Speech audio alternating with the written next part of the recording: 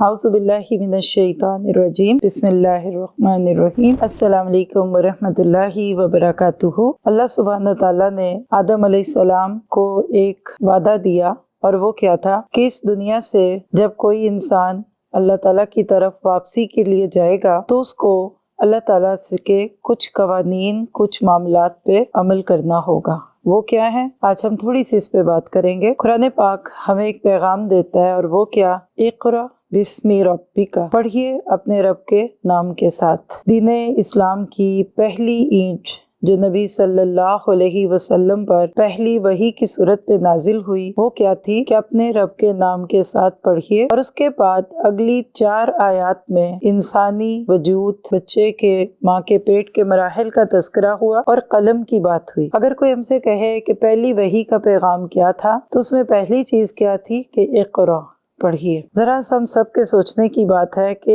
شروع میں سب سے بنیادی چیز ہوتی ہے، اور یہاں کیا ہے؟ اقرا۔ کیا امت مسلمہ آج اس کو ہم دیکھیں تو اس پیغام کو سمجھتی ہے؟ میرا آپ کا سب سے پہلا سوال خود سے یہ ہونا چاہیے کہ پڑھنے لکھنے کے ساتھ آج ہمارا کیا تعلق ہے؟ دوسرا لفظ تھا بسمی، ساتھ نام ربی کا، اپنے رب کے۔ جب بھی رب کا نام یہ لفظ آتا ہے تو بہت سارے لوگوں کے ذہن میں قرآن، حدیث، یعنی جس کو آپ کہہ سکتے ہیں سیکرڈ نالج، جس کو آپ وحی، قرآن پاک، دینی علوم کا ذکر آتا ہے۔ اور بہت سارے لوگ سوچتے ہیں کہ صرف قرآن پاک پڑھ کر ہی بندہ اللہ تعالیٰ کا قرب پاتا ہے۔ یہ سچ ہے، اس میں کوئی جھوٹ نہیں ہے، کیونکہ ذالک الکتاب لا ریب فیہ، یہ وہ کتاب ہے جس کے اندر کوئی شک نہیں۔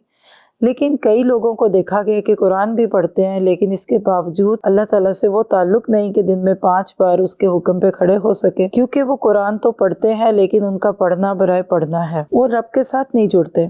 جیسے اگر میری آواز آپ تک پہنچ رہی ہے تو اس میں کئی تاریں ہیں، اگر ایک بھی تار لوز ہو جائے تو ہو سکتا ہے میری آواز آپ تک نہ پہنچے، یعنی کنیکشن نہیں ہے۔ آج ہم نماز بھی پڑھتے ہیں لیکن نماز ہمیں برائی سے نہیں روکتی، جبکہ قرآن کہتا ہے ان الصلاۃ تنہی عن الفحشاء والمنکر، بے شک نماز بے حیائی اور منکر سے روکتی ہے۔ وَلَذِكْرُ اللَّهِ أَكْبَرُ، 21ویں پارے کی پہلی آیت کا یہ ٹکڑا کہ اللہ کا ذکر بہت بڑی چیز ہے۔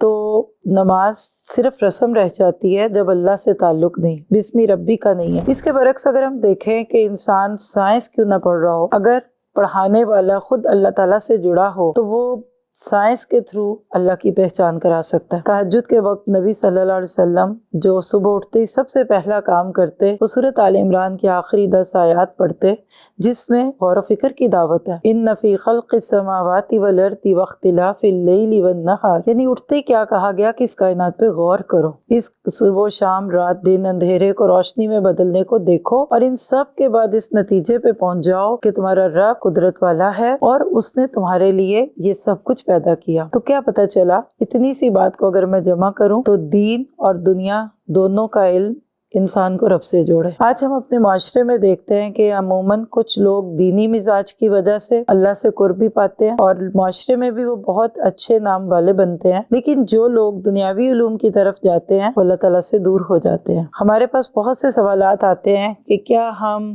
دینی علوم حاصل کریں؟ اچھا، ہم پھر دنیاوی علوم نہ پڑھیں؟ بچیوں کے بہت سے سوالات ہیں، تو میں سے سب بچوں کو یہی کہوں گی کہ کوئی علم بھی دنیاوی علم نہیں، ہر نالج، ہر علم کون سا سیکرٹ نالج ہے۔ آپ جو بھی پڑھیں اس کے اینڈ پہ اللہ کا قرب پائیں۔ بس اگر آپ زمین کے راز جانتے ہیں، معدنیات ہیں، پانی ہے، تیل ہے، یہ کیسے ہو سکتا ہے کہ ان سب کو دیکھ کر انسان سوچے نا یہ کس نے بنایا، یہ پانی کہاں سے آیا، تیل کہاں سے آ گیا؟ اللہ نے قرآن پاک میں شاید اگر ایگزیکٹ فگر نہ بھی بتا سکوں تو یہ مجھے معلوم ہے کہ کتنی دفعہ غور و فکر کی دعوت ہے، افلا یتفکرون، افلا یتذکرون۔